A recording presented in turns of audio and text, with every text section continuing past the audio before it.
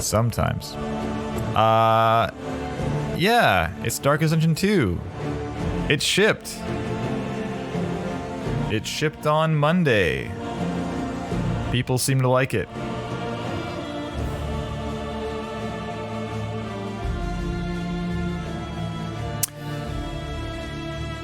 Oh, Matt, thank you for playing, pal. You're embarrassed to say how much you've played in the last few days.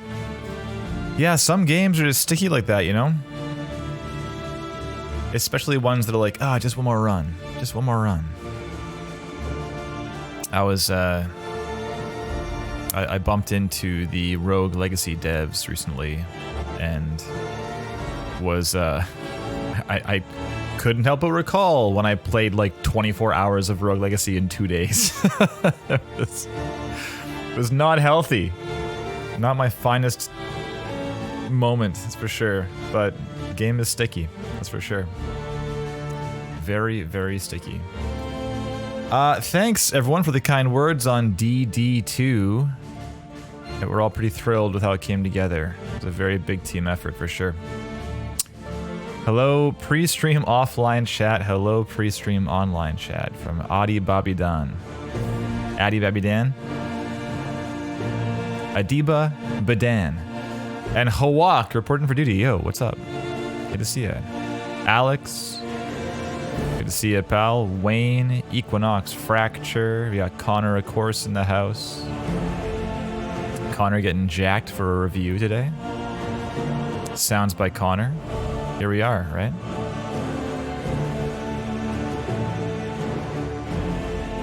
Looking forward to it. Yanni. Vitor. George. Love the shirt, thank you. Too kind. With these tunes, show up with a hoodie, low lights, just like candlelit stream, what you're saying? Squigalicious. Welcome, welcome. Alex Cap. Alex Cap? The same Alex Cap I met at GDC. Alex Cap MX, first time chatter. I met an Alex Cap at GDC, didn't I? I seem to recall. Weren't you like sat to my right-ish after the talk? I feel like that was you.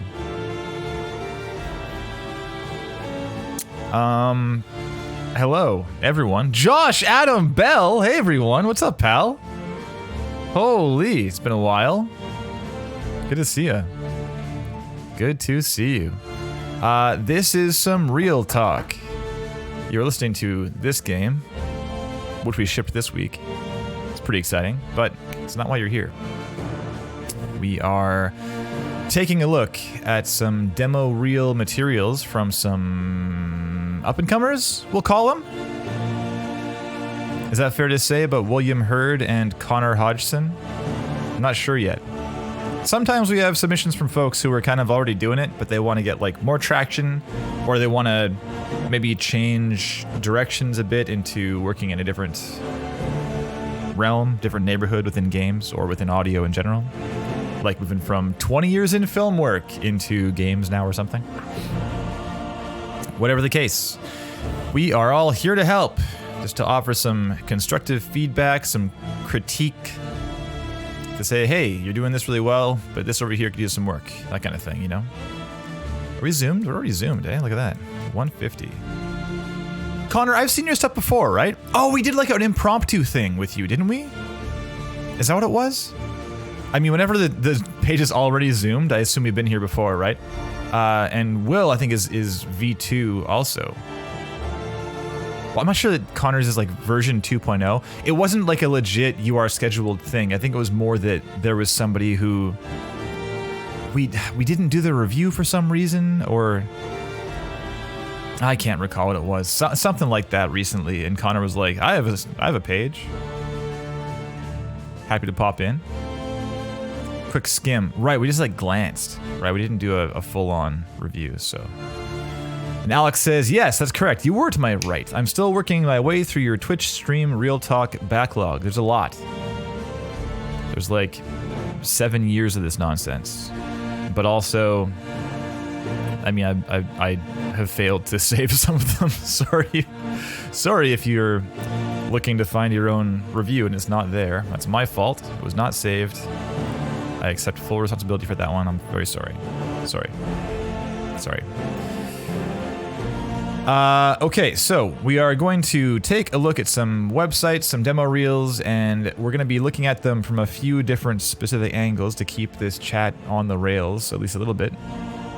We're looking at presentation, material selection, content quality, and distinction. The presentation concerns the website on the whole, just general navigation stuff, what information is apparent. Is there too much? Just walls and walls of text? Is there not enough information? Do I want to learn more things and you're just not telling us? That kind of thing. As well, for the demo reel, we're looking at just the length of the thing and how it flows. And if it seems like there's some kind of deliberate like identity to it or story being told or anything like that, you know? All the non-audio considerations.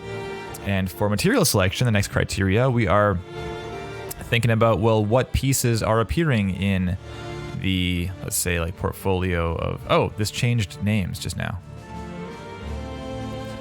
Okay, I'm gonna do a hard refresh, because sound redesigns has changed to the word portfolio. Portfolio, okay.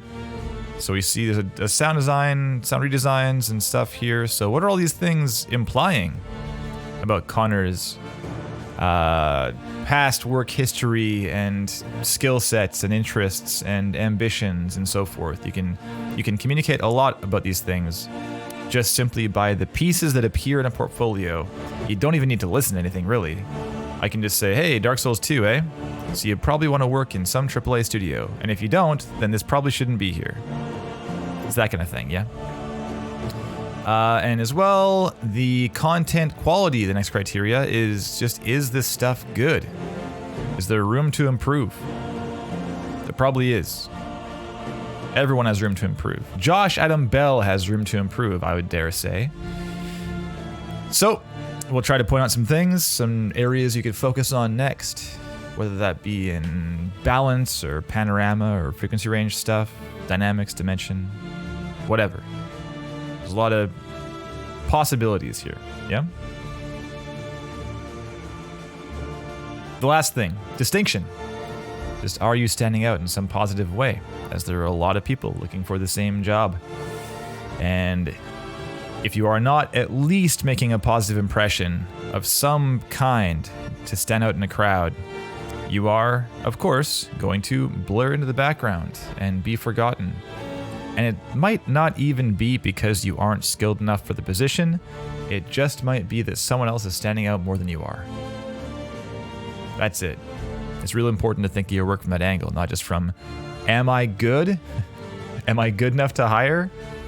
Because that might not be enough. You need to make yourself impossible to ignore.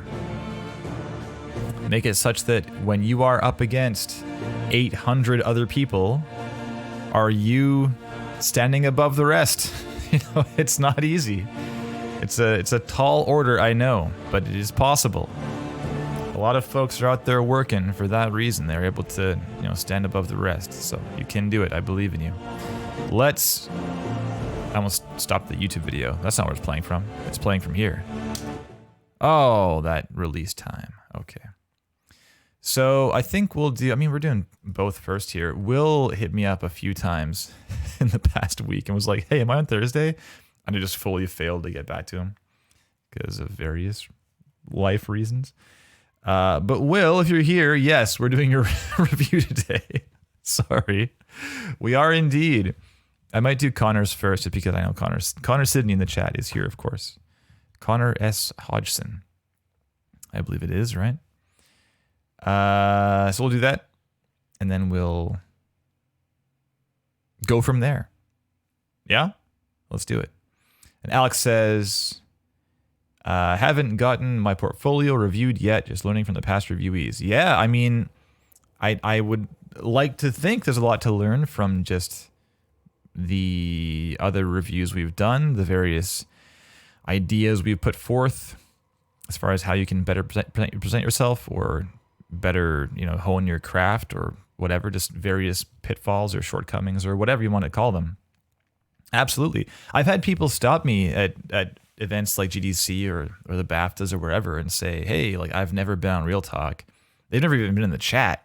They've just watched like everything we've ever put online. And as a result, they learned something. I got hired. So, and it's like, yeah, I don't know what I would have done without Real Talk. I'm like, oh my God, like I don't even know who, this is like my first time even knowing your name, and you're getting something out of this. So for sure, Alex, feel free to watch wherever you can and just take a ton of notes, apply to your own work. Why not, right? Why not? Okay. Connor Hodgson.co.uk. Let's go into the chat. There you go. If anyone wants to check it out at home, feel free. Okay, first up, we got a big ol' logo. Well, not that big ol', kind of small, I guess. Small logo at the top. A big ol' logo in the video. Here it is. Is this like a mouth? It looks a bit like Jaws. That kind of stylized thing. Crunchy. CH. Got it. Connor Hodgson. So we have up top just the show reel. Here it is. We have game jams next. Curious. I've never seen game jams directly beneath the first reel. Maybe not never. I think it's less common. But cool. I mean, this might be where like projects might be, or like a selection of your portfolio content that's like worth looking at right now. I guess might be what this is, I suppose. Midnight Snack. I feel this is all vaguely familiar. This game was built as part of, quote, my first game jam, winter 2023. Why is it in quotes? Is this like an event? Was the event called my first game jam, winter, this year? Also, it is currently 2023 right now, and it's not winter yet. It's what's happening here. Was this built in the future? As part of a team of 4, my role was to design and implement all SFX using Wise and Unity. Cool. Might as well throw a capital W here and a capital U here. Couldn't hurt, right? Couldn't hurt. We all like a capital W Wise. Okay, that was the name of it. Yeah, it's weird wording, but it was the start of this year. Okay, fair enough. Not a big deal. Games I'm currently playing: Days Gone, My Time is Sandrock, Remnant from the Ashes, Hades. Gotta gear up for Hades 2, right? Civ 6. Then we got favorite games: Dark, that's a Bjorn Jacobson original. Inside, that's a Martin Stig Anderson original. We got Hades, a Darren Korb original. I don't know what these are though. I don't know these people. But Hogwarts and Dark Souls 3. Cool. Sabrina, good to see you. Ben Savello, good to see you. Hello. Hey y'all. What I'm currently working on. I am currently working on my Wise and Unreal Engine 5 implementation video, where I will be discussing my approach to interactive audio and discussing in detail the blueprints I've used. Big fan of the occasional bold. That's a Josh Adam Bell move if I ever saw one. I am also part of a small team of developers who are collaborating on an untitled game using Wise and Unity. There's that capital W and U. In this project, I'm responsible for both the sound design and its implementation. Our goal is to create a platform for the team to gain valuable experience in game development and build up our portfolios. Great. A worthy cause, to be sure. We have some things here, an image. I shall click, and we have a classic. Have a closer look at this logo. All right, cool, great. All right, let's just glance elsewhere for a second. Let's go about me first. About me. Oh, y'all recall this picture. And Zoe Little, it appears as Zoe Little's photographs, or photography, but we only have faux right here. Hello, I am Connor Hodgson, a sound designer in England, with over a decade of experience as a performer. There it is, performing. I have traveled extensively across the UK, singing solo and with a band at weddings, festivals, and other events. I earned a degree in music technology from Teesside University, where I spent 3 years refining my skills. After graduation, I dedicated my spare time to expanding my knowledge of sound design techniques and game audio implementation. I am a passionate video game enthusiast and a huge Dark Souls fan, with 2 being my favorite. Yes, I saw that over here, didn't I? Wasn't that right here? Dark Souls 2? Comma. This would probably be a period, right? Passionate. Yeah, definitely period. And then you have 2 spaces also. Period, 1 space. I am captivated by how audio can generate immersive and interactive experiences for gamers. Okay. When I am not working or developing my skills, hey Matt, good to see you. I'll be at the park with my son. On the links, 5 putting. I see, 5 putting for 4 over par. Cute. Playing chess or immersed in a game or movie. Got it. Drawing on my fervor, nice word, for sound design and skill set. So this is one noun and this is the second noun, right? It's kind of a weird phrasing. Drawing on my, 1, fervor for sound design, and 2, skill set, I am committed to producing captivating and engrossing audio experiences that cater to both linear and interactive game audio formats. This is very much like every sound designer, but yeah, there's some filler here for sure, Connor. I do appreciate like the stuff about you, which is nice. This is good. This should probably be the last thing in your bio, like the little peppering of, hey, a bit about me also, apart from audio things. It's always nice to have a little thing to latch on to. You have an interview, whatever. Someone likes golf too, or also is a dad or whatever, right? Has something to latch on to chat to you about. But this can just go entirely. We know this is true. Of course it is. But yeah, like this kind of thing, I am captivated by how audio can generate immersive and interactive experiences for gamers. Yeah, like you and every other sound designer, you know? It's always those kind of things. I would encourage you just to look at each sentence, each element in your bio and just think, is this actually about me specifically? Or is this just like describing the job, you know, or describing any person who claims to want to work in the industry, you know? Because yeah, stuff about like you were in school and like the fact that you did like, you sing solo and travel doing that kind of thing. That's all great, of course. But I love hearing that stuff. This is a great photo also. It's killer. You're feeling it. I can see it. So yeah, awesome. Some solid stuff in there. I think you'd probably just kill off the generic stuff and dig deeper into what makes you, you know? Contact. There it is. Okay. And portfolio. Wonderful. We have Dark Souls 2, sound redesign. We have State of Decay 3, sound redesign. We have Old School RuneScape, sound redesign. And we have Midnight Snack. That's you. And more sound redesign. Excuse me. Josh, are you still based in the Northeast? Surprisingly, quite a few cities up there now. Newcastle and Middlesbrough, mainly. There you go. You're in a good area, it would seem. Okay, lots of redesigns, it would seem, and some indication of your other work in implementation and stuff, but it doesn't seem like very much to look at, despite what you've said on, well, I guess the front page mostly, saying you're wise in Unity stuff, and you're using this thing, wise in Unreal, and blueprints and so forth. Just at a glance, it seems like there's not a whole lot to look at in that respect, but we'll see, I guess. It seems like it's got like my first impression rolling in is that this seems like a foundational kind of page. Like, hey, this is a good place to start, and we can build from here and like add more things over time as you keep doing work. But we'll have a glance and see how this looks. Sidechain off, and volume up, and 3, 2, 1, play.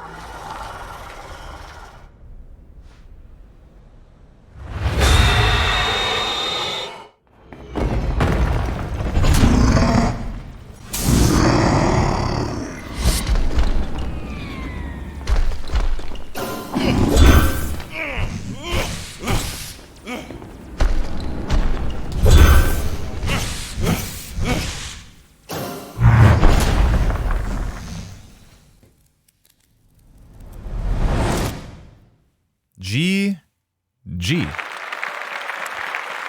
107. Fell at 107. Very nice. Okay, sidechain on. There you go. Some claps in the chat. Thank you for Connor. Thank you, everyone. Cheers. Cheers, cheers. Okay, so how are you feeling? What do you think? The length was wonderful. The flow was fine. It was okay. So the intro was what again?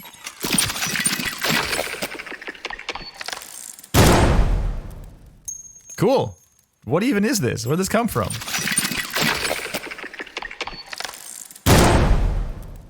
Is that something that you made? Is that something you found? Or a friend did? Or like, what is this intro? I'm really curious. And I don't mean to be like, it's not a slight. I'm not like, oh, what is this hilariously laughable thing? No. It's just curious. You bought it. Oh, it's like a animatic thing that someone made and put like on a shop somewhere? An idea?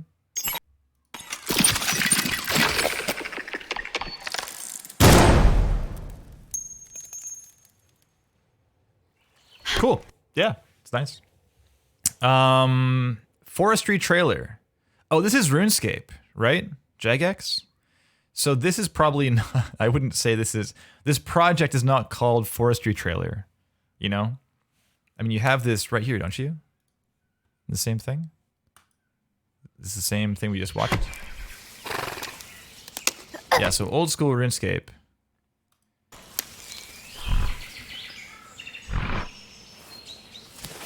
Fox rolls by? Yeah, same clip exactly. So, oh, there's a little more though. It goes a little longer.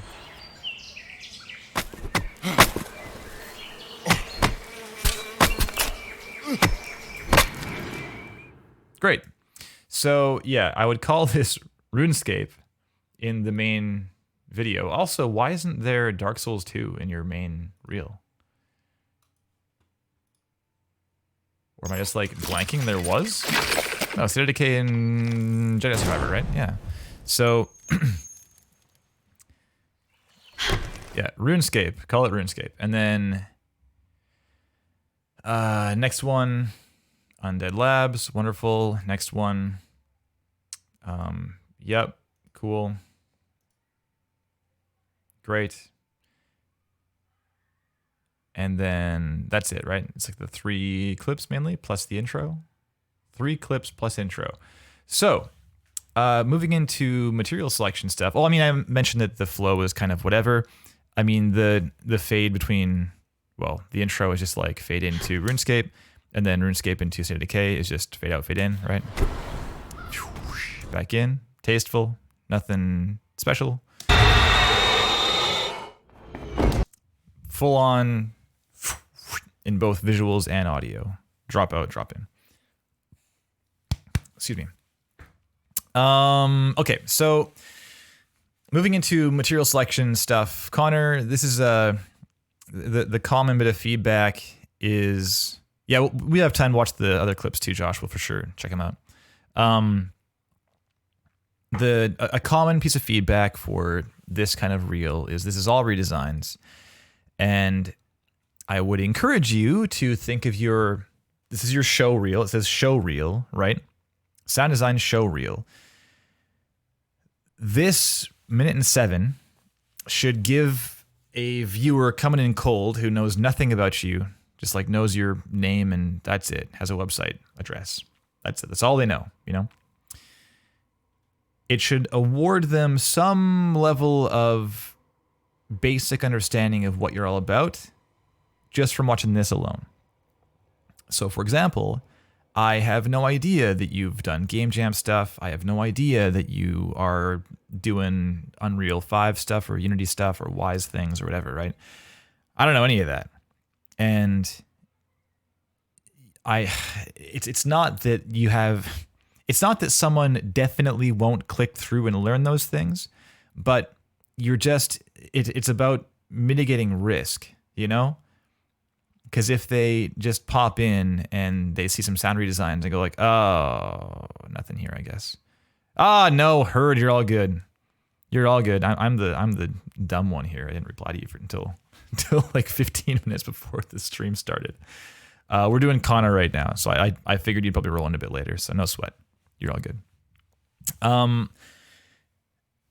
Mitigating risk. So the idea of, hey, here is like the most basic surface level of all the stuff I can bring to the table. Here it is in a demo reel. So the Unreal stuff and Wise stuff and Unity stuff and so forth totally has a home here if you want to give it one. I think it'd be worthwhile. You have like this gist of, oh, Unity stuff. I'm making Unity stuff. I'm looking for a sound person who knows Unity stuff. Maybe I'll learn more about Connor Hodgson and all the Unity strengths they have, you know? And that's like, it's a call to action. Whereas if there's nothing here, the call to action is instead like an absence of it. And then the question in their mind is, oh, but did they have Unity knowledge or Unity experience? And you're forcing them to like click through and find something when you could have just told them in that minute. I mean, you should be assuming that all you get is that minute to hopefully get some hooks in and, you know, like shepherd them in to look at your stuff a little closer, right? Ideally, you would think, hey, what are all the things that they might that might happen as a result of them watching this demo reel? Maybe they want to see, oh, damn, I love RuneScape. In fact, I am Jagex and I'm looking to hire sound. So let's have a look at what Connor's done for RuneScape. You know, damn, this is pretty cool. I'd love to learn more about this forestry trailer and the process by which Connor designed this thing or whatever, right? So I go, oh, okay, so I'll make a little portfolio and let's learn some more. And then I see it here.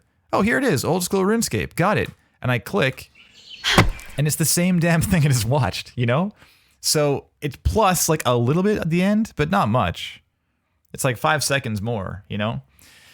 So this is, in terms of the next step, like a next potential step of someone on your website, this one's not as strong as it could be. It might be worth having, like, not side by each, just 4 videos, here you go, have a look, I don't know, whatever.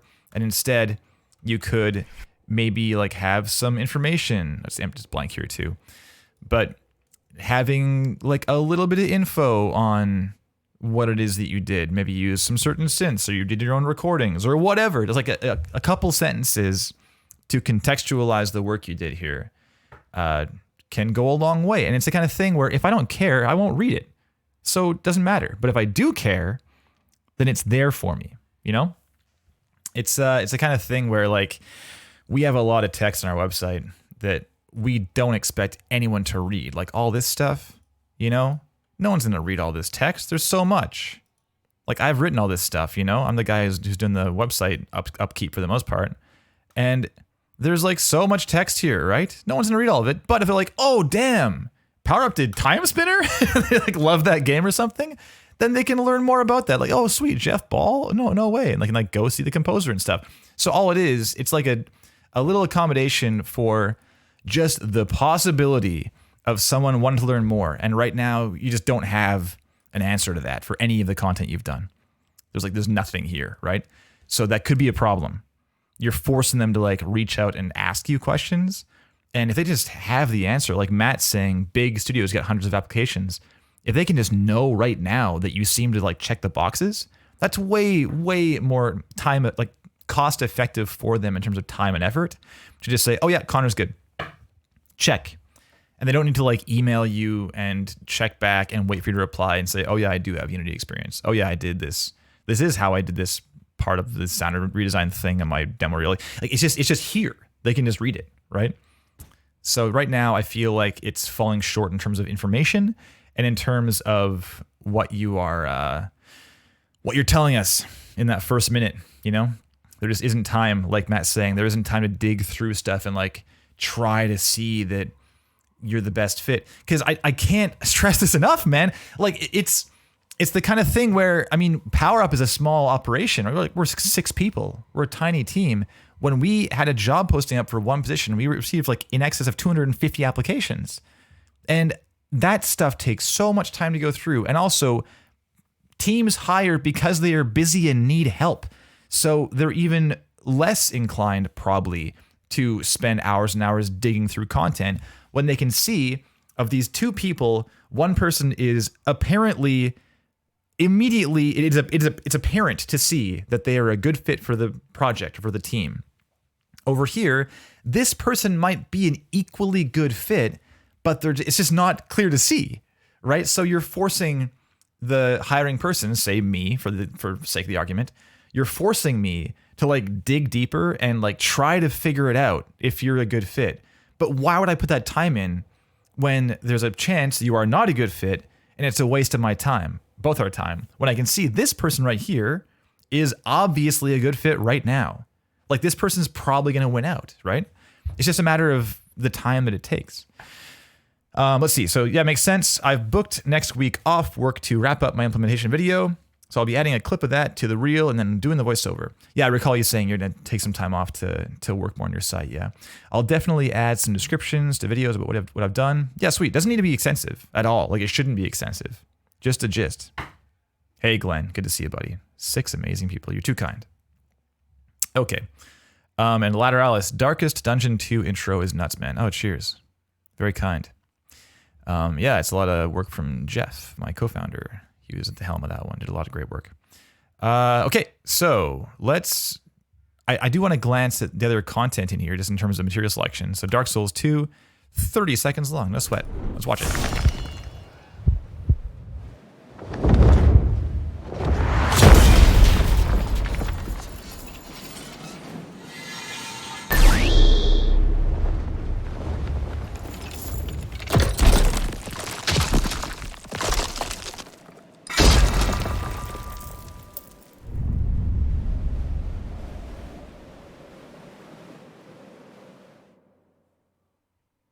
Cool. Okay.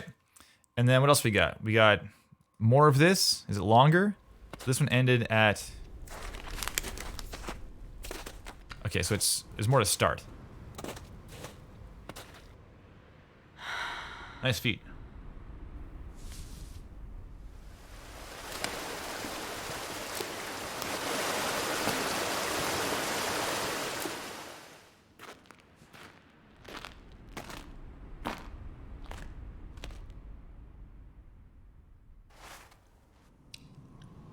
Yeah. Oh, should have swallowed first before speaking. One thing that is sticking out kind of again and again in these various things. In fact, let's watch this part 1 thing first, though. It's short, 20 seconds.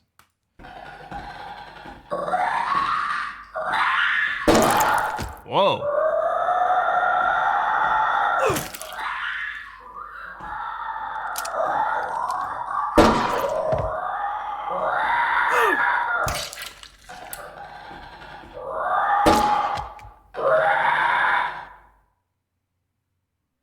Okay, a lot of voice stuff there, a lot of emulation of Phil, Phil Kovacs.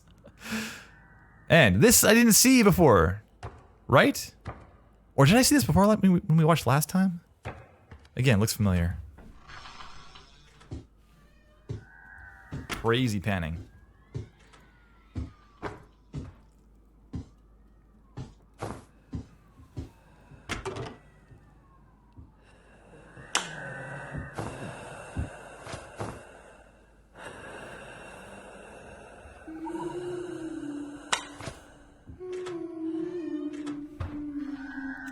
It's like hard left. Crazy.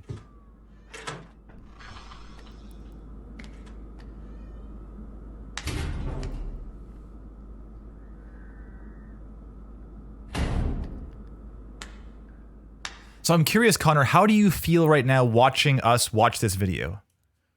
Because it's like slow, but it's not crazy slow. It's just slowish.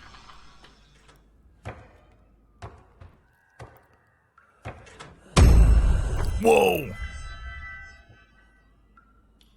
Jump scare. Game over.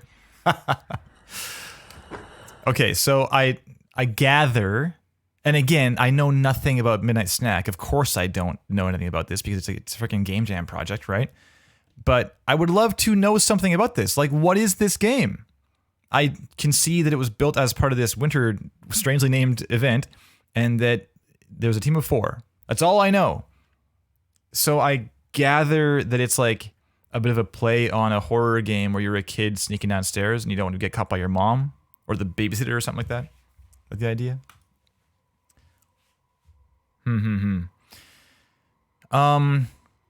Yeah, I mean, really, Connor, like it might not be in response to what you're saying in the chat, like that you think it's too drab or doesn't fit nicely with the other redesigned content. I think that that's a common mentality of people who are like, I have this game jam thing, but I mean, it was 3 days of work or 2 days of work or whatever, and it's not my finest hour, and it's like not the hottest stuff. It's kind of slow or whatever. Like even just having a little bit or something, just a little, like maybe the second to last part in the reel.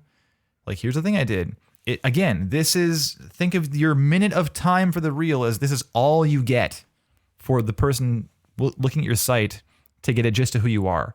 So from your video right now, this showcase, this show reel, there are just a small handful of redesigns that are all linear.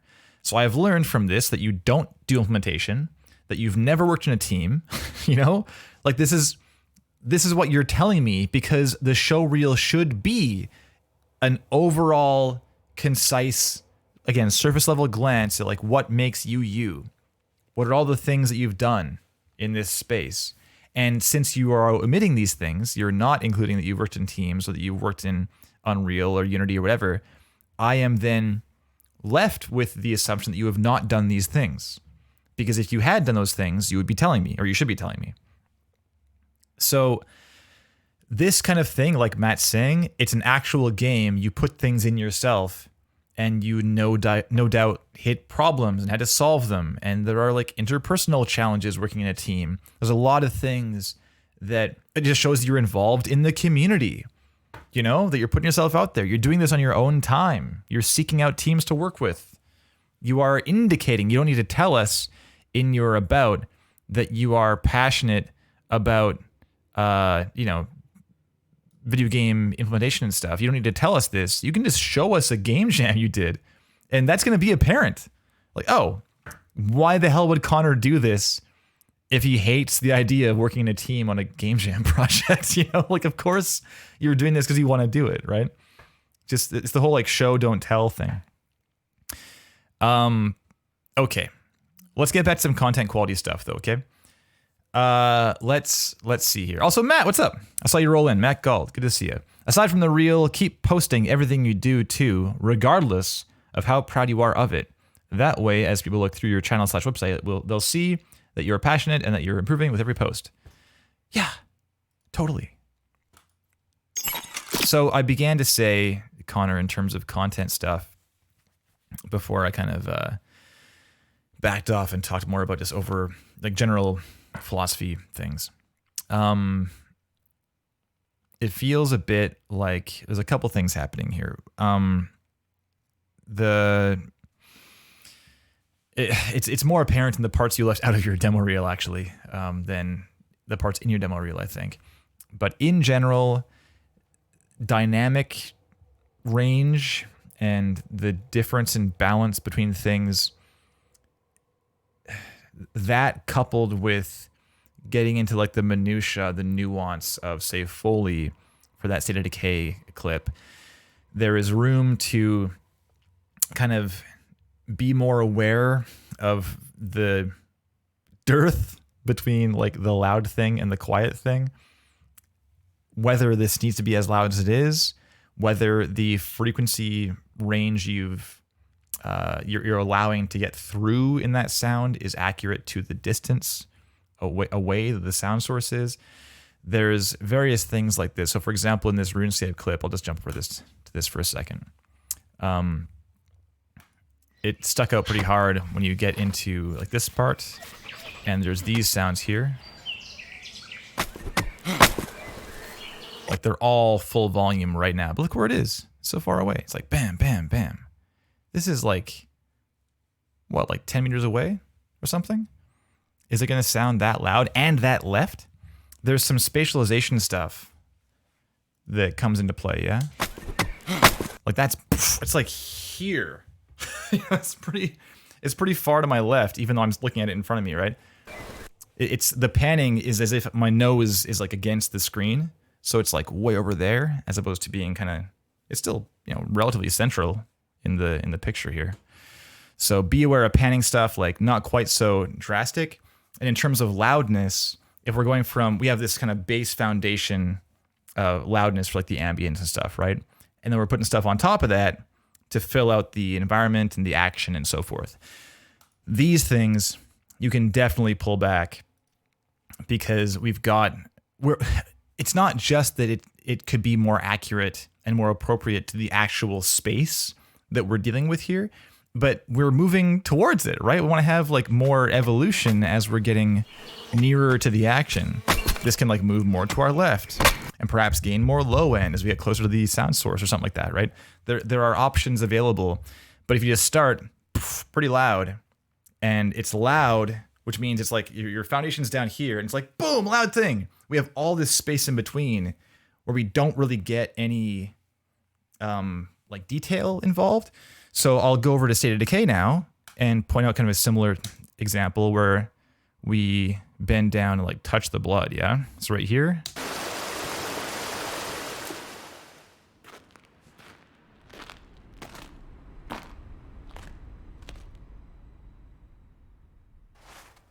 Right? So we have all this movement right here. It's a quiet scene, just some light, cold breeze, right? That's all we have. And so from here, we have step, step, step, step, lovely. But then bending down, we're so close to the action. So we can hear the specifics of that Foley, some rustling on clothing or whatever, right? As we bend down, or even like some more crunch. You bend into the ground, the snow compacts a bit more. And there's nothing there. So we have nothing. And then from nothing, we have like this finger touching the blood, right? So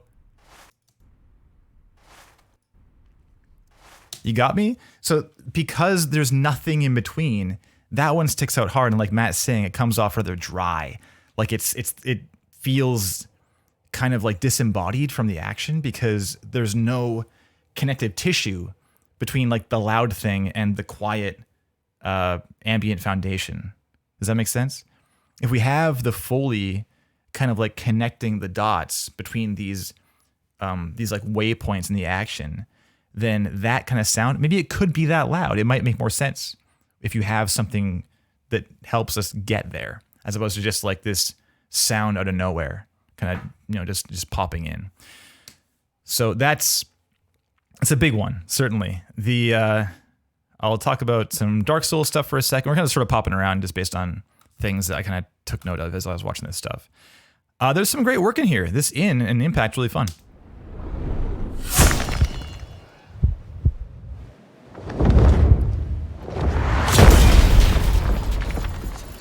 That's fun.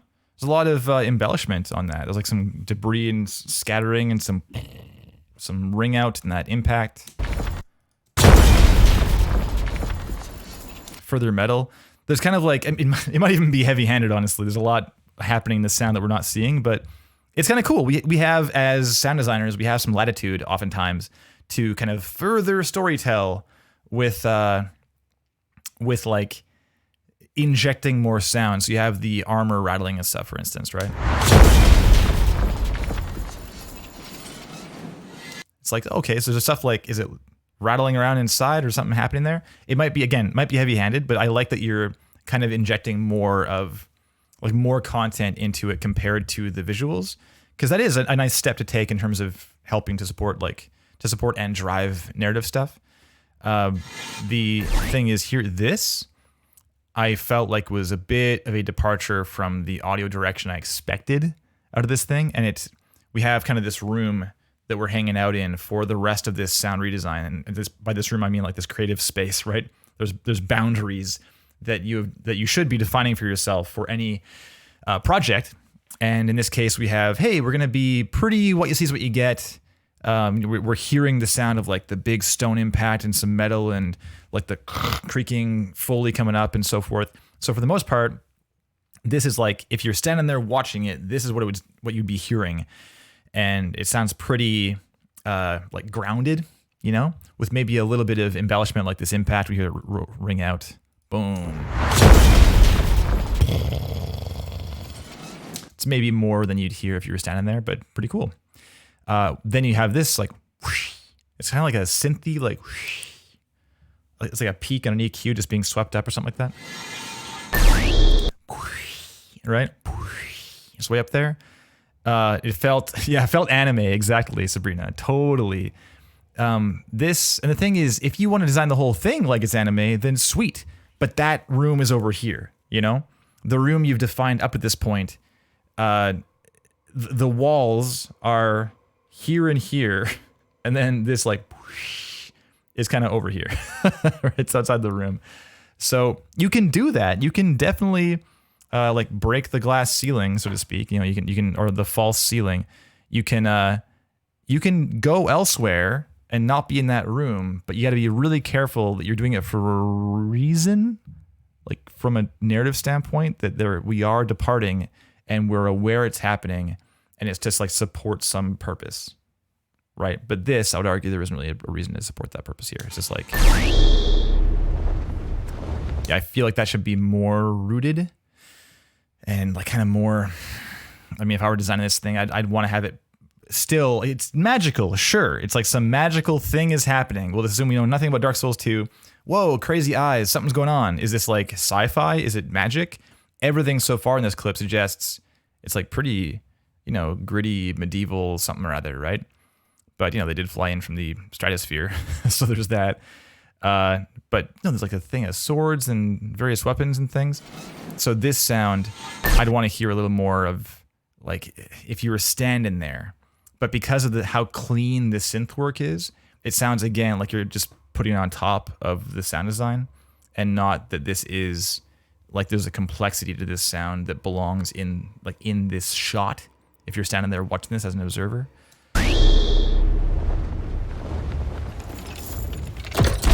And then we're back over to this room again, where we're standing there watching it happen, right? So it's just that one thing.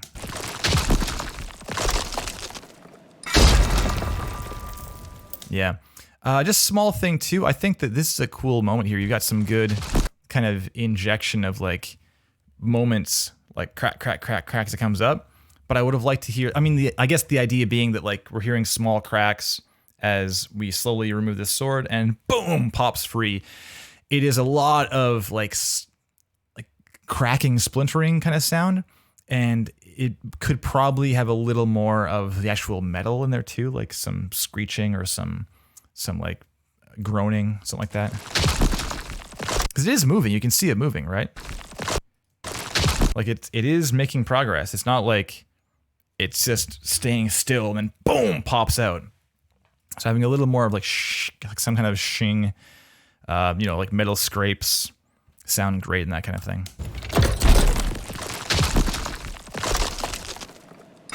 I think having that pop, the embellished thing at the end, it's cool. It's a cool choice. Just having a little more to build up to that moment and like inform that final moment could help a lot too. Maybe some more actual building, less like bam, bam, bam, bam, and more like boom. Kind of this like build, this ramp over time instead, right? All right. Yeah, it's very fun. Okay, I'm gonna pop over to your main reel again really quick and just see if anything else stands out I wanted to mention. We talked RuneScape, we talked State of Decay. We didn't talk about this at all. First time seeing this redesign, by the way. This game redesigned. Nice one. So dynamics again, the voice is like pretty loud compared to distant stuff. And again, that can be like a stylistic choice, I guess, but it did feel a little bit disembodied again. For a game like this, I think there's some level of expectation that we are hearing what it sounds like to be there, you know?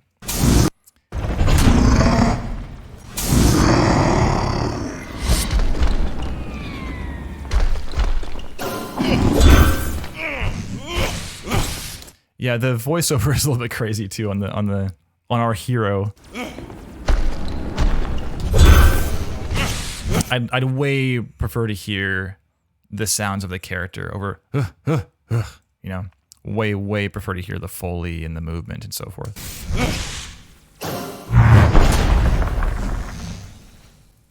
Yeah, definitely.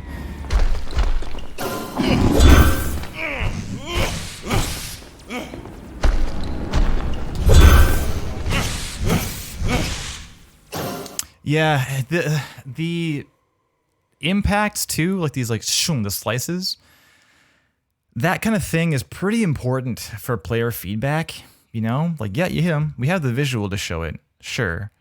But having something there, you know, we're doing damage, right?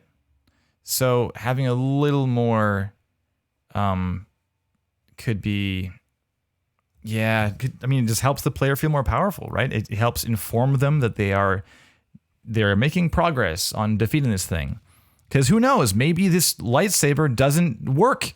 You know, maybe there's like a problem where like they have a resistance to it or something, and like, oh, it's not working, try something else, player. Like if you hear zoom, zoom, zoom, and it's like kicking its ass, then the player is then informed that yes, this is working. You know, it's kind of like an interactivity consideration. So, but right now it's pretty understated. Like it's almost not there. It's mostly woo, woo, woo, you know?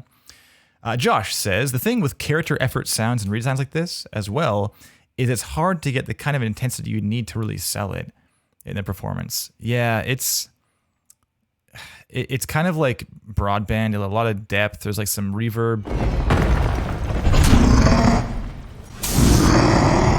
You know, we have this impact, bam. But then the roar doesn't feel like it's in the same space as the impact or the same distance as the impact, you know?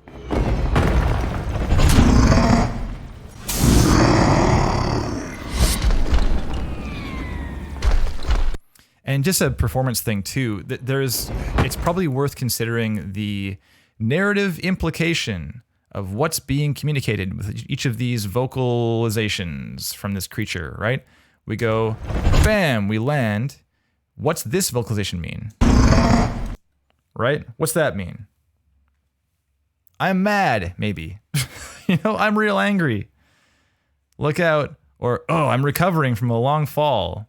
And then we have this one, raw. What's that one mean? This one is clearly different and more intense than the previous one, right?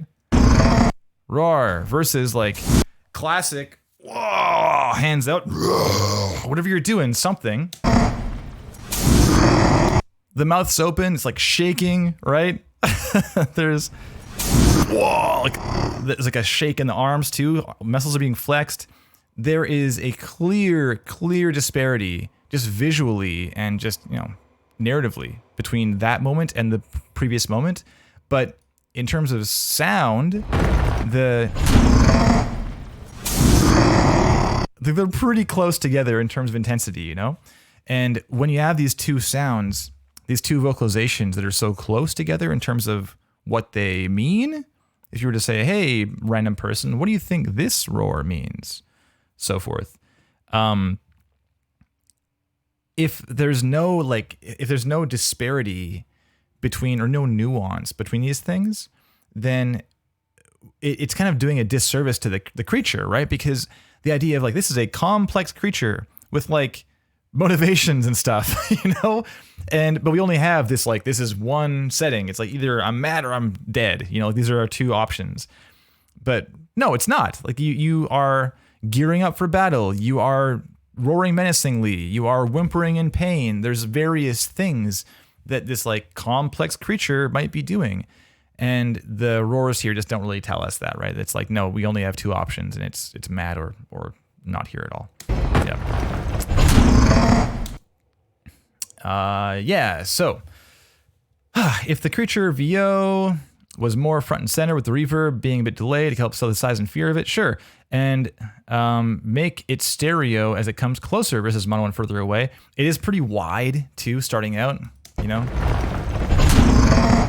It's like we have a lot of this going on. So it just, I can't really believe that it's far away. You know, it's like way out in front of us. Oh, right. So Squig's talking about reverb also. There you go. Totally. Yeah, the verb is helping to kind of disembody this stuff. Hurd says debris. You can hear more of that too.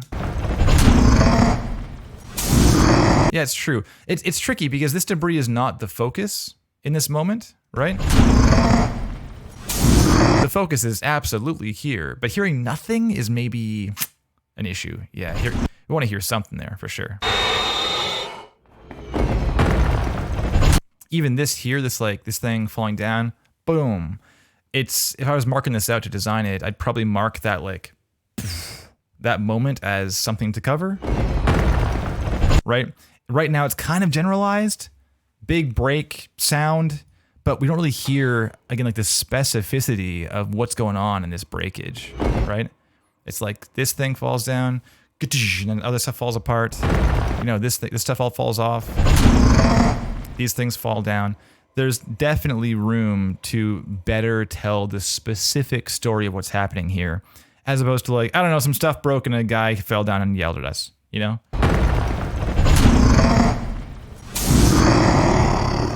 The incoming, great, love it. Love to hear that.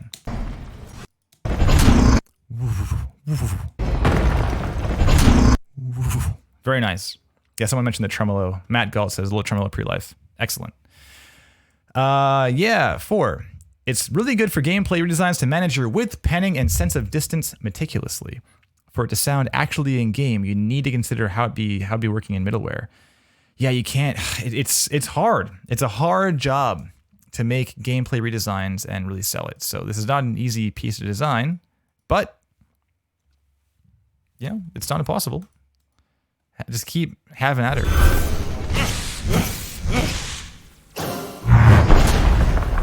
Yeah, that boom, boom sound here. Felt a bit out of place to me also. I don't know if it's just me or not, but I haven't played JS Survivor. I'm not sure what that sounds like in game, but I feel like that could be, it almost feels like a UI sound as opposed to a sound coming from the creature. And maybe there's some middle ground to be found there. Like it's kind of creature, but it's kind of UI also. Like this is for the sake of the player, right? Little gear up thing, but it might be worth grounding it a little bit more because yeah, being full on boom feels a bit like a departure from everything else happening in the scene. Kind of a similar thing to the Dark Souls eyes thing, right? Anyway, lots of notes there. I hope that's helpful, Connor. And I want to move on to William Hurd here. As classic, I'm always running late in the second person, so I don't want to spend too long here. So last thing, distinction. Are you standing out in a crowd? I think right now you've got a pretty good foundation going, and you're making obvious effort in the right direction. I think what you've said you want to be putting more time into next week sounds great.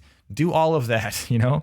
The various things we've been mentioning in terms of better presenting or better encapsulating what it is you can bring to the table in this demo reel, that can go a very long way because it's not selling you as much as it could be right now. The RuneScape thing is kind of whatever. It's like there's not much happening here, right? Some ambience and some wood chops. There's a little more going on creatively in that Dark Souls clip. I know you're saying you might want to replace that. It couldn't hurt, probably. Yeah, it's a little more high fidelity. Seems like it's more the direction of other things you're working on too here. Yeah, yeah, and like the game jam thing, don't feel like it's not up to snuff. Because if your redesigns kick ass, and you've got a game jam thing just chilling here, it's going to be very obvious that the AAA stuff is where you want to be hanging out eventually, right? It's not like people say, oh, this game jam thing looks like a 2D whatever. I guess Connor wants to do 2D games. Like, it's just not going to be, no one's going to think that. The redesigns will absolutely communicate the kind of work you want to be doing and the level at which you want to be doing it. So don't worry about that at all. You're all good. But I don't think you're quite standing out in a crowd yet. It's just a matter of, further working your craft and better presenting what it is you want to be doing and what it is you're actually doing and what you can bring to the table, you know? But great work. I mean, this is solid progress so far, Connor. Just keep it going. All right. William Hurd, V2.0. Shall we? Shall we? Yes, we shall. Okay. William Hurd. This is already zoomed in, right? So small. Look how small this text is. So tiny. Tiny, tiny text. This is 150. We're going to 200, I think. 200 is better. Twitter, LinkedIn. Got it. William Hurd, game, sound, design, and mixing. We had a demo reel, bio, game audio, music, and contact. Front page is just this. Oh, and see more. Where's that go? It goes to game audio. Here? Yeah, okay. So we have Will has distinguished himself not only in his abilities in sound design and implementation, but also as a team member and a leader. His flexibility to feedback, his positive attitude, and natural aptitude to leadership made him stand out immediately. Great. Thanks, Sam Martin. And also from Craig Miller, I fully support and recommend Will in order to pursue his passion towards audio. He has proven himself hardworking, determined, bright, and charismatic, and I know that he will succeed in any career path he chooses to continue. Kind words, bio. Whoa, what happened there? Crazy. So fancy. Okay, here's Will Hurd. There you are.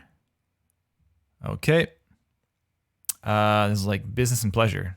Very nice. We got... Hey there. Here it is. Hey there. My name is Will Hurd, a video game sound designer from Chicago, Illinois. Thank you for taking an interest in my work. You don't need this here. They're here. I'm a passionate, you and everyone else, outgoing and curious individual who loves to contribute towards high-end user experience with a specific obsession over science, technology, and audio. Okay, it's a bit about you, but still kind of vague. To say my path towards becoming a sound designer was strange would be a massive understatement. Okay?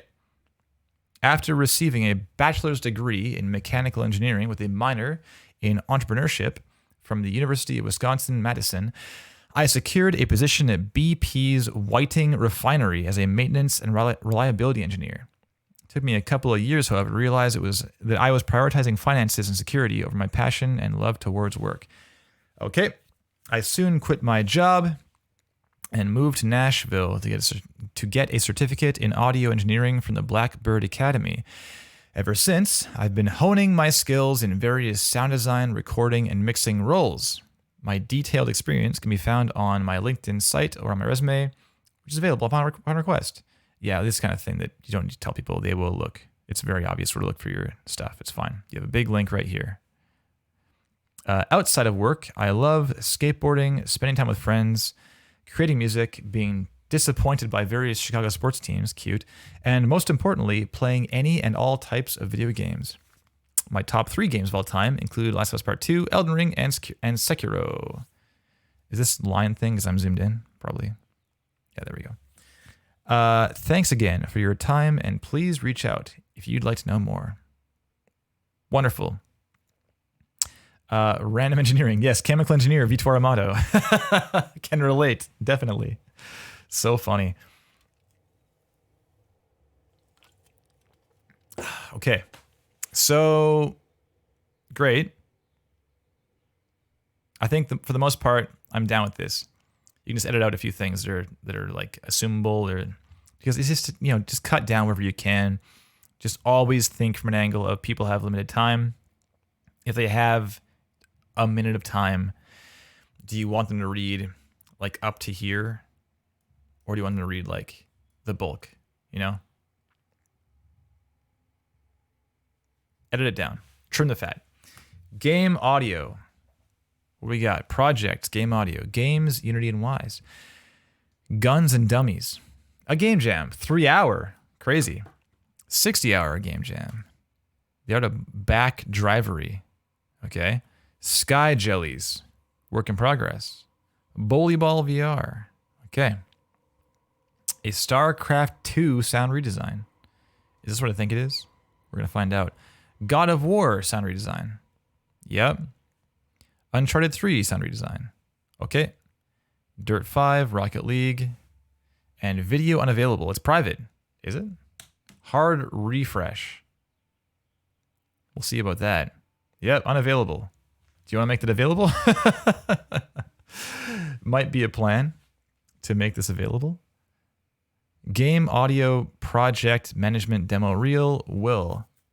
Yeah, I assume it's the kind of thing that you wouldn't catch because, of course, you're logged in and you have access, right? So no sweat. So while we're here, okay, we got walkthroughs of the 3-hour game jam. Fun. Okay. Great. And then over here, music. Hurd by Hurd. Some various things. Excuse me. Okay, great. And contact. Some stuff. Yo, 666. Scary. Okay, game audio. We're back in. It was this one, right? Yes, here we go. Hi everyone, my name is Will Hurd. I'm the founder of Hurd by Hurd LLC, and today I'm going to be showing you a video game that I created to demonstrate the effects of sound pressure levels in changing altitudes. Fun. Sounds great. Let's go demo reel. Says Maseed says, always check your website / YouTube channel in incognito. Yeah, it's happened to me before too. Yes, to the best of us, of course. Let's watch a demo reel, shall we? So while we're here, sidechain off. Back to 0. Full volume, full volume. Okay, 3, 2, 1, and 102.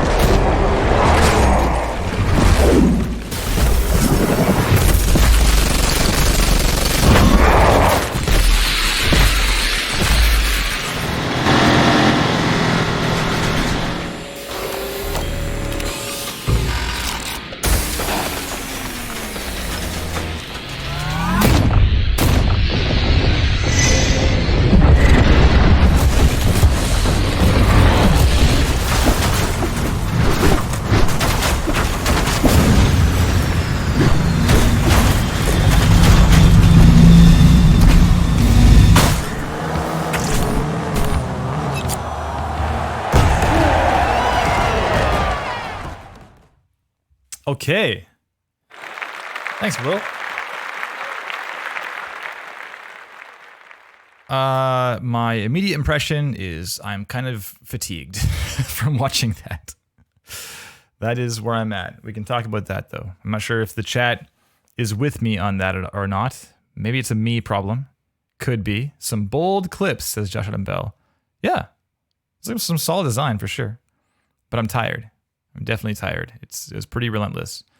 Yeah, I'm curious. Chat, are you tired also? Or is this just me? Maybe it's me. Vitor says, could use some time to breathe. Bow Emergency says yes. Yeah, it was a little bit crazy. Brendan Wolf. What's up, pal? It was relentless, but fun. Sabrina, there wasn't a lot of contrast with dynamic range. Yeah. Well, I mean, it's clear you like high octane stuff, like Squig is saying, of course. But it can't hurt to be kind to your viewer, you know? It's the classic like Saving Private Ryan example, where during the storming the beach scene, they go underwater for a bit. And that wasn't just like a cool change of pace. That was to give people a rest, because it is a lot to watch and listen to that scene. You know, having some low pass for a while, let your ears breathe for a second, you know. It moved pretty fast too. There's a dirt clip in there that was like 2 seconds long. I'm curious how long it actually was, because it was over in no time. Like maybe 4 seconds or something. Let's see here. 5, 6, 7, 8. It's like 3 seconds. It's so short, Will. So short. I get it. You want to show you did this redesign. I understand, but man, it's just it's the classic example of it happens sometimes. It's not the most common thing we see on Real Talk. I think it's more likely that we see stuff that's kind of sleepy on Real Talk. You know, you have like sleepy to you know, just like frantic is maybe a good word. And trying to find a balance is the goal, of course. I wouldn't call yours frantic, but it moved pretty quick. It can be tricky because, of course, Will, you are intimately familiar with the work that you've done on this stuff, and indeed even the flow of the reel itself, right? So you know all this stuff. You know what's to come. You know how it flows, but we are coming in fresh, right? We being anyone is coming in fresh and might not know your work at all, haven't seen your reel before. So when you say, hey, check this thing out, pretty cool, right? All right, enough of that. And now this thing, please. It's up to you to be our friendly guide to just draw our attention away from that thing and now to this thing instead. And say, hey, have a look at this. What do you think? Pretty cool, right? All right, enough of that. And now over here, please. But if you have 3 seconds of a clip, that's not you guiding our attention across. It's like you grabbing us by our collar and yanking us over the room. Like, look at this thing. And now look over here again. So it's not quite so polite. As Matt's saying, if I got that at the start of my day reviewing applications, I'd be fine. But at the end of a few hours, I might not feel as nice about it. Yeah, it's like, it's bordering on too much. It's a little crazy. The intro.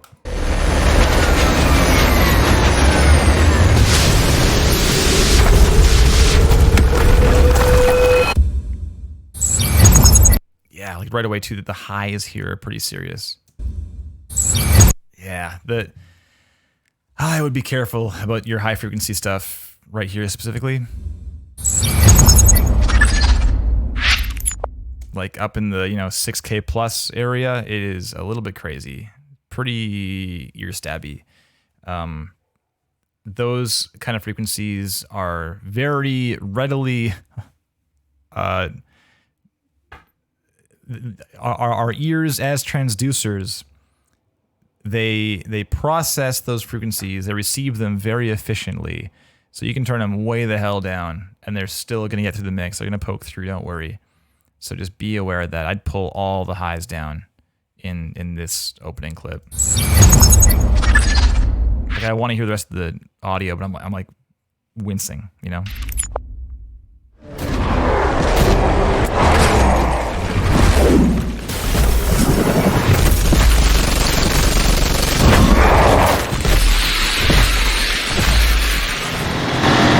Yeah, like that clip into that clip, we have screaming creatures into a screaming engine.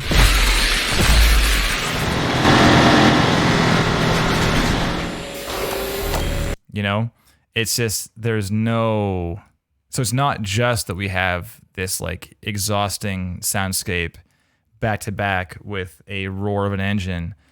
We are also only seeing this roar of an engine for 3 seconds, right? So it's this combination of like, smacking us in the face with loud stuff. It's quite broadband, and then also like yanking us by the collar around to look at different stuff. So it's just the combination of those two things can be a lot. This intro here is cool. I mean, it starts pretty high octane.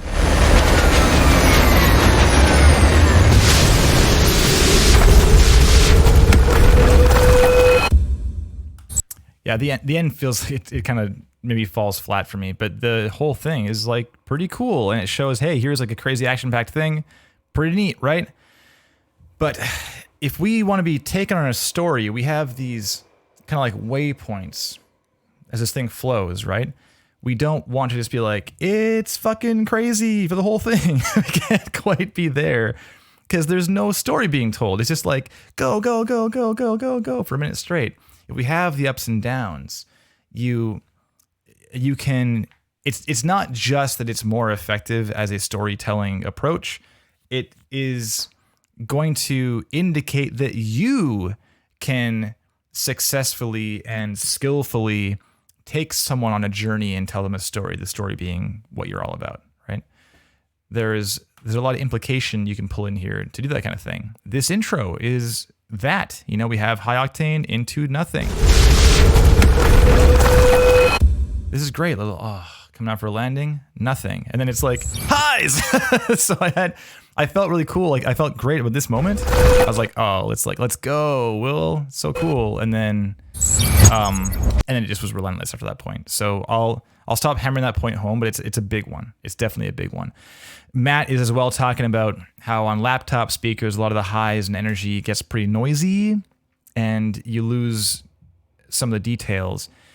It's tricky, right? Because in some cases you've chosen, like Josh said, some pretty bold clips in terms of action. There's a lot going on, right? I mean, like, look at this nonsense. There's so much happening, explosions and so forth. Excuse me. And this clip too, it's like non-stop stuff going on. Explosions and gunshots and big stomping feet and things flying by, landing directly into gunfire, right? There is a lot happening, and you are faced, as the sound designer and mixer in this case, you are faced with guiding our attention or helping to use audio to tell the story and to guide the viewer's attention from moment to moment to say, what is the most important thing right now? And pulling that to the front of the mix. And it might be that thing gets loud, but you may have room to pull other things down so that it's not quite so like the whole way through, right? Just broadband everything. So like here, for example, we have the buys here, sounding great here. We pull down the action in front of us in that moment. I heard it.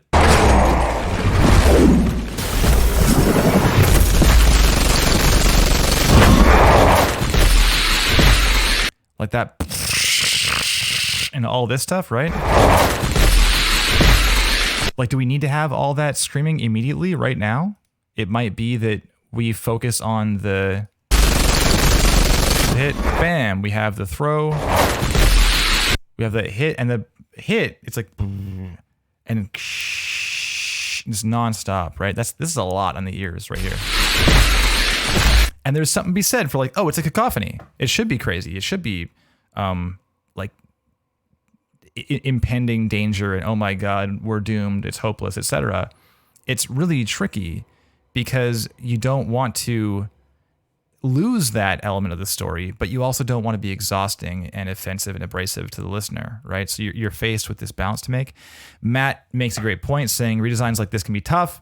The real trailer never covers everything due to music play on top. And I feel like you have to pick and choose what is the focus of the story being told and support that with the surrounding design. So having this stuff here is important, yeah, sure, but it might not be like so important you need to crank it up to like the top volume of everything else because you have this big hit, this bam, bam, bam feed. And this starts so fast. Like, when did this begin? You know? I mean, is it just me? Was there nothing until that moment, and now there's like 1,000 little guys? You know? We have nothing. Raw, bam.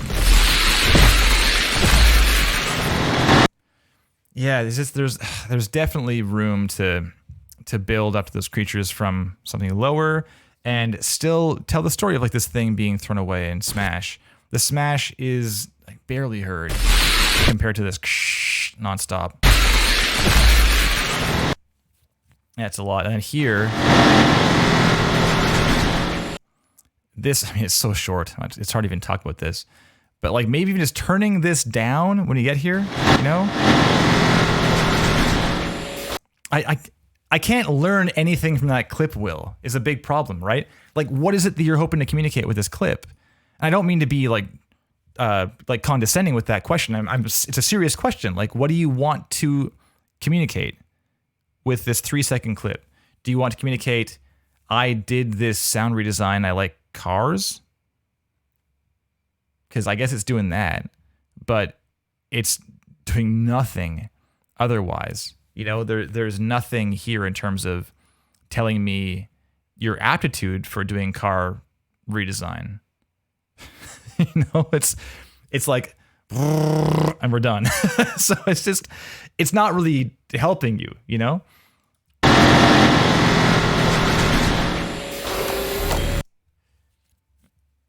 Yeah, there's nothing about okay, so Matt's saying no tires, no slide, no, like there's not much else other than for a little while. A bit of some in the background, but that's it, you know? And then back to StarCraft. So this is kind of weird to come back to again. Isn't it? I mean, we have StarCraft. Like, this flow is crazy, Will. I gotta be honest.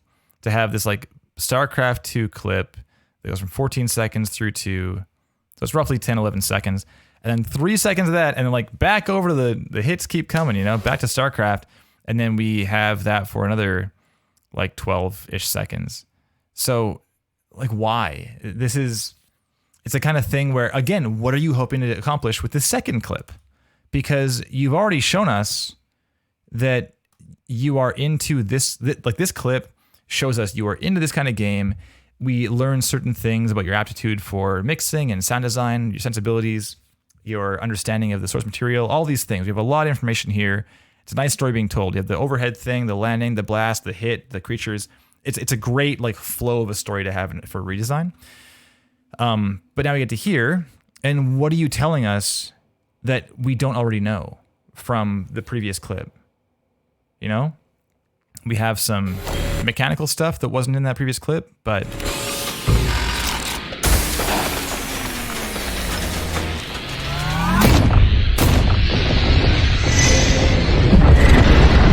you know, like there's I know I know all this stuff. You know, we have the only new thing is like, oh, I also like doing mechanical stuff, and it's pretty cool, right? There's hydraulics and pneumatics and so forth. Like, sure, this is new, I guess, but compared to the opening clip with explosions and so forth and StarCraft, this clip is kind of wasting your time and our time. And again, I don't mean to be rude in saying that. Like, it's the thing is, just like we were saying to excuse me, to Connor before this, we have a minute. So you are faced with using this minute to tell a person as much as you can in a balanced and smooth way, you know? Here's everything you need to know about me. I'm going to take you on this like really nice journey. Join me. Let's do it. So with this, we just don't learn anything new. So this is a complete waste of what, 30 to like, it's like 13 seconds, you know? It's almost a quarter of your reel, and we're learning nothing. It might sound nice, but we kind of already know that. And if we want to see it more, if you're like, oh, damn, I love StarCraft 2. This redesign's a banger. I can probably go here, I'm assuming, and can I watch the full thing? Like, you know it. You know, here it is. That's a beefy full redesign, by the way. 2 minutes is crazy. Good on you. It's a lot of work. And, like, it's good enough that someone might want to watch that, you know? It's there for them. You don't need to be forcing more on them. Use that time and pull in stuff like game jam things you've done or whatever, right? Like, ask yourself, why is this clip here for every clip you have? What is this clip accomplishing? What is this person learning about me from this clip alone? This one's doing nothing. The next clip is similar, you know? It's, again, action-packed, high-octane. It's a different kind of game, third person. It's not like a StarCraft cinematic thing.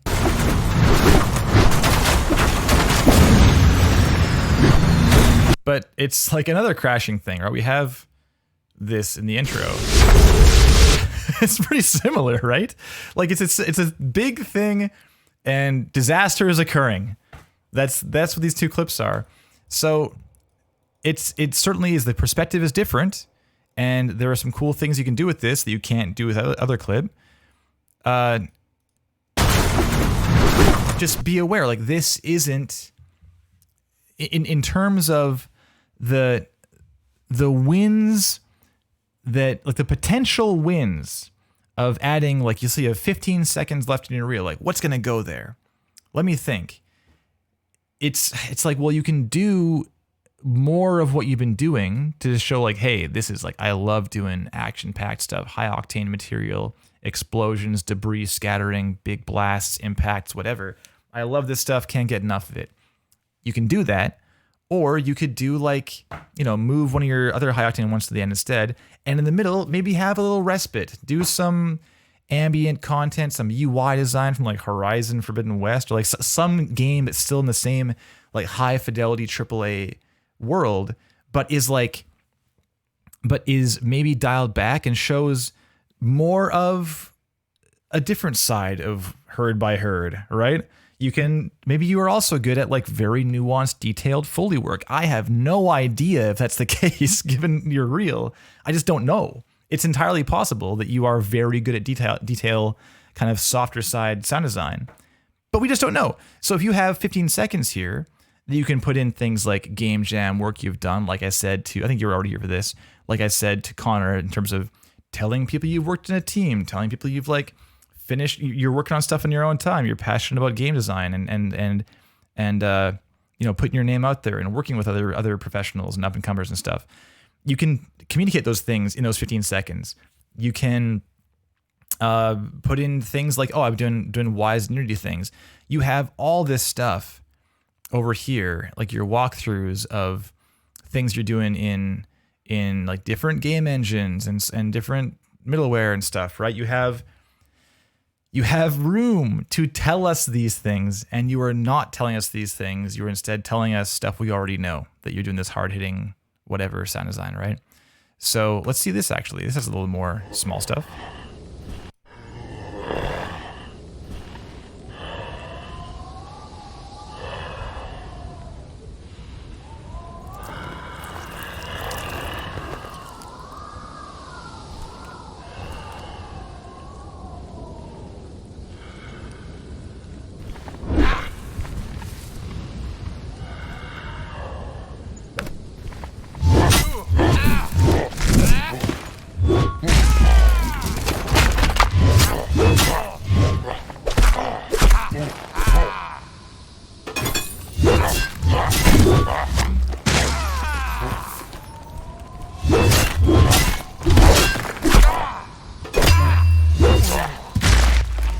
So this is also a very long redesign. 3 minutes is crazy. I would honestly recommend to you that, maybe this is like a school project if it's this long. This is like into final project territory for a sound redesign kind of thing for a school project. But it doesn't need to be this long. Like 30 seconds is tons for a redesign to get a gist of, okay, cool. Yeah, God of War combat. Right? We don't all know this fight. Sure. But seeing the same fight for like these 20 seconds is kind of similar to like imagining that someone has 5 minutes to look at your site and glean some information about you. Do you want to use this full minute of kind of the same thing over the course of, you know, is this minute of time the best use of that 20% of all the time they have? If they click over here and watch this thing, what have we learned in this minute? We learned some stuff in the first like 20 seconds, maybe 30, but the next 30 is like just more combat, right? So it's like this having more suggests like, oh, there's more to come, just you wait. But there kind of isn't, right? It's like there just is more combat. I'm scrolling across here. There are some hero moments. Sure, here we go.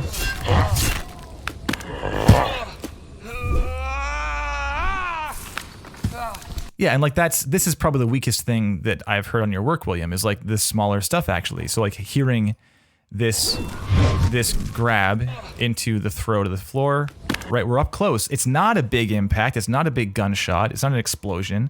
It's like a grab and a throw to the ground. There's a lot of room for detailed Foley here, right? But we sort of hear like a doop. That's it, right?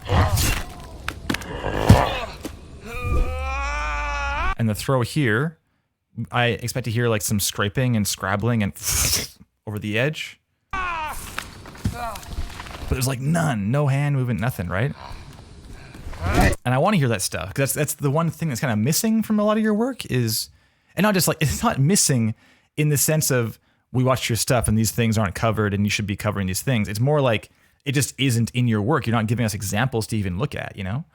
So I'd love to see, Dognet, not an audio guy, but I'd rather see 30 to 60 of really fully fleshed out redesign than 3 minutes where it's not as well covered as it could be. I mean, Will, like you absolutely need to think of this from the angle of what might people want to see? You know, what's going to answer the questions in their mind? Because they're looking to fill a role and they have checkboxes either literally on a clipboard or they have it in their mind at least as far as what they're looking for. And if your reel is like high octane the whole way through and they think, oh, I need someone to like fill a role for like Foley work and stuff, you know, then perhaps you could do that. You have the dirt clip in there to show that you like doing vehicle stuff, right? So you were thinking from that angle. They're like, hey, I like vehicle stuff too. I'm super into this thing. Then that is answering that question. So you are already kind of thinking from that angle, but you just need to go further. Absolutely. And again, this isn't a matter of like you aren't good enough to hire, because you have some great work in here. Absolutely. It's, I think, as far as like a junior position, you're absolutely like worth a look. But you are again faced with, it's not whether you are good enough, it's whether you are indicating that you are the best option across all these candidates. And right now it's like, it's just, we're not getting a full picture of who it is that you are, you know? Just, you got to help us out, help yourself out, what I should be saying. I want to address too, you said, how do you feel about including abstract sound design based on a clip that isn't from a game, but rather an ad for a product related to games? It's kind of a specific question. I don't know. I mean, the thing is, it's the motivation for including any clip should be, is this relevant to someone who's looking at my site? If you apply to Blizzard and you want to work for them in a sound design role, is this abstract thing going to be interesting to them? Is it going to be relevant to why they're on your site? If it is, if it's like cool and why not, then neat. Maybe you have it over in your other audio section, you know, really kick some ass with your main demo reel. And there's that call to action. Someone's like, oh, damn, William Hurd is hot. Stuff's hot. Sounds so good. They will click through and look at more things. And if you have other projects there with whatever thing you did, we've seen things like, here is some audio we did for like a physical like robot toy thing, and there it is. It's like not a game, but there's interactivity and a lot of practical considerations for audio and hardware. There's like a lot of stuff there that can not only be interesting to see, it further shows your breadth of knowledge and the variety of things you're into. It also can be a call to action to like ask about that kind of thing in an interview or something. Like, hey, what was that robot thing you did?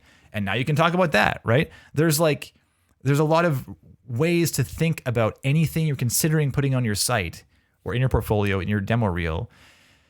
And it just needs to be there for a reason. It can't just be like, I did this thing and I'll put it up. You know? It can't be like that. You got to be very clear on why you're doing these things. So Matt says, to sum things up, this tells me you can fill a role for high energy cutscene or staged focal points, but I have no idea about something smaller, no idea about Foley work or ambiences or small detail work. And going out on a limb here, most junior positions aren't going to be doing the big sections on their own. 100%. 100%. Like, this is all AAA things. So you're looking for a junior, I assume you're looking for a junior position at a AAA style company, some larger studio. You will be doing smaller work. You won't be doing like the hard-hitting hero moments in your first 6 months at a company at all, you know? You got to show that you can. It's like the classic example of, hey, if you're a 3D modeler, you're not going to be doing the main character. You'll be doing like the crates, the barrels, things like that. You got to show, like, can you make a table? How are your tables? You know? It's real important.